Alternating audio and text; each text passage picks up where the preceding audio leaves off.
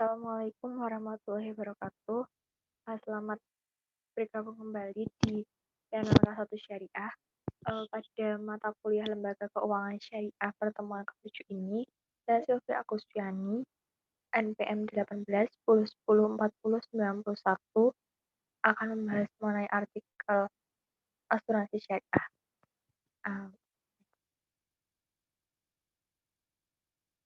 Jadi kita akan belajar mengenai artikel yang berjudul implikasi akuntansi syariah dan asuransi syariah dalam lembaga keuangan syariah. Artikel ini ditulis oleh Joko Kristianto dari Fakultas Ekonomi Universitas Slamet Riyadi Surakarta yang terbit pada Jurnal Akuntansi dan Sistem Teknologi Informasi volume 7 nomor 1 pada bulan April tahun 2019. Oke. Pada artikel ini terdiri dari 4 top bahasan. Yang pertama ada abstrak, yang kedua pendahuluan, yang ketiga pembahasan, dan yang keempat penutup. Oke.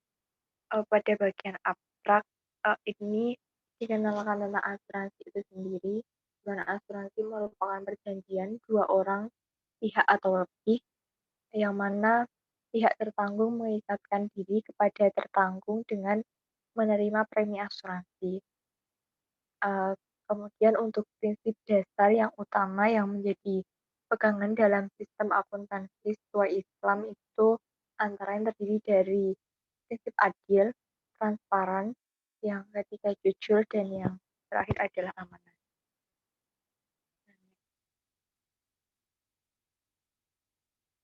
Masuk pada pendahuluan mengenai pengertian asuransi sendiri, menurut Undang-Undang Nomor 2 Tahun 1992, asuransi didefinisikan sebagai perjanjian dua orang pihak atau lebih dengan pihak tertanggung mengikatkan diri kepada tertanggung dan menerima premi asuransi untuk memberikan pengertian kepada tertanggung karena kerugian, kerusakan, atau kehilangan keuntungan yang diharapkan atau tanggung jawab hukum kepada pihak ketiga yang mungkin derita tertanggung yang timbul dari peristiwa yang tidak pasti. Kemudian ada pengertian sederhana juga di mana asuransi merupakan suatu perjanjian dengan mana seorang penanggung mengikatkan diri kepada tertanggung dengan menerima suatu premi untuk memberikan penggantian kepadanya karena suatu kerugian, kerusakan, atau kehilangan keuntungan yang diharapkan, yang mungkin akan dideritanya karena suatu peristiwa tidak tertentu. Dan untuk memberikan pembayaran yang didasarkan atas meninggalnya atau hidupnya seorang yang dipertanggungan. Kemudian untuk pengertian akuntansi sendiri, dari Accounting Principles Board Statement mendefinisikan akuntansi sebagai suatu kegiatan jasa yang fungsinya memberikan informasi kuantitatif, umumnya dalam ukuran uang, mengenai suatu badan ekonomi yang dimaksudkan untuk digunakan dalam pengambilan keputusan ekonomi yang digunakan dalam memilih di antara beberapa alternatif. Kemudian akuntansi juga didefinisikan sebagai akuntansi syariah, didefinisikan sebagai akuntansi yang berdasar pada prinsip-prinsip syariah yang esensi dasarnya merupakan sebuah upaya untuk mendekonstruksi akuntansi modern ke dalam bentuk yang humanis dan syarat nilai. Kemudian next, masuk ke bagian pembahasan di mana pengertian asuransi syariah menurut Dewan Syariah Nasional Majelis Ulama Indonesia dalam fatwanya tentang pedoman umum asuransi syariah memberikan definisi bahwa asuransi syariah,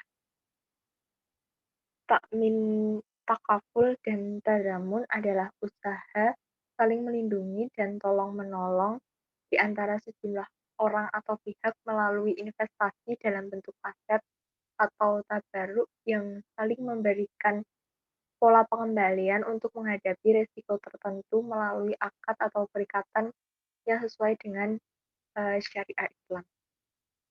Kemudian dijelaskan tentang prinsip-prinsip asuransi syariah. Yang pertama, berserah diri dan ikhtiar, di mana kepunyaan Allah lah segala yang ada di langit dan di bumi. Kemudian ada prinsip tolong-menolong, di mana dengan tolong-menolong itu akan uh, menunjukkan bukti takwa kepada Allah Subhanahu wa Ta'ala. Yang ketiga, ada prinsip saling tanggung jawab, di mana kedudukan hubungan persaudaraan dan perasaan tiap orang yang beriman antara satu dengan yang lain itu seperti satu tubuh. Kemudian yang selanjutnya ada prinsip saling melindungi dari kesusahan, di mana ini juga didasarkan pada hadis, siapa yang memenuhi hajat saudaranya, Allah akan memenuhi hajatnya. Atau juga dari salah satu hadis di mana menyebutkan bahwa Allah senantiasa menolong hambanya selagi hamba itu menolong saudaranya. Yang selanjutnya ada prinsip itikat baik, di mana dalam kontrak asuransi untuk pelaksanaan polis pihak-pihak yang terlibat harus memiliki niat baik. Oleh karena itu, tidak adanya pengungkapan fakta penting, keterlibatan tindakan penipuan, kesalahpahaman, atau pernyataan salah adalah semua elemen yang menyebabkan tidak berlakunya polis asuransi. Kemudian yang selanjutnya ada prinsip kepentingan terasuransikan. Yang dimaksud dengan kepentingan terasuransikan sendiri adalah pihak yang ingin mengasuransikan suatu objek pertanggungan seperti rumah tinggal, stok barang dagangan, atau lainnya yang harus mempunyai kepentingan atas objek tersebut. Di mana kepentingan tersebut juga harus diakui secara hukum, dan apabila kepentingan itu tidak ada maka harus dikategorikan sebagai kegiatan yang diharamkan. Kemudian yang selanjutnya ada prinsip penyebab dominan, di mana jika terjadi peristiwa yang menimbulkan ganti rugi dari pihak tertanggung, kerugian bisa dijamin jika penyebab dari kejadian tersebut dijamin atau tidak dikecualikan polis. Kemudian yang selanjutnya ada prinsip ganti rugi, di mana fungsi asuransi adalah mengalihkan atau membagi risiko yang kemungkinan diderita atau dihadapi oleh tertanggung karena terjadinya suatu peristiwa. Yang selanjutnya ada prinsip subrogasi, di mana jika tertanggung mengalami musibah, semisal gedungnya terbakar, kemungkinan bahwa ada pihak ketiga yang menurut hukum tertanggung gugat untuk membayar ganti rugi kepadanya. Jika tertanggung telah mendapat ganti rugi asuransi dari penanggung, ia tidak boleh menikmati ganti rugi dari pihak ketiga yang bersalah tersebut. Dan yang terakhir ada prinsip kontribusi, di mana kontribusi ini diartikan dalam bentuk kerjasama mutual, di mana tiap peserta memberikan kontribusi dana kepada suatu perusahaan dan peserta tersebut berhak memperoleh kompensasi atas kontribusinya tersebut berdasar besarnya saham atau premi yang ia miliki atau ia bayarkan.